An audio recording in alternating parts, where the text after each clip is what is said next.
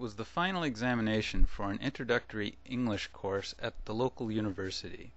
The examination was 2 hours long and exam booklets were provided.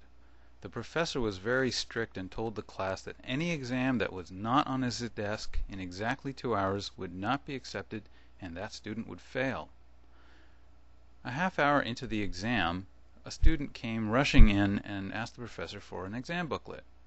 "You're not going to have time to finish this," the professor said sarcastically, and handed the student a booklet. "Yes, I will," replied the student. He then took his seat and began writing. After 2 hours the professor called for exams, and the students filed up handing them in, all except the late student who had continued writing.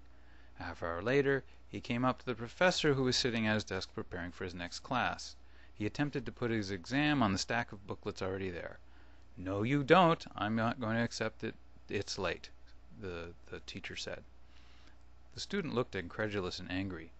"Do you know who I am?" "No, as a matter of fact, I don't," replied the professor.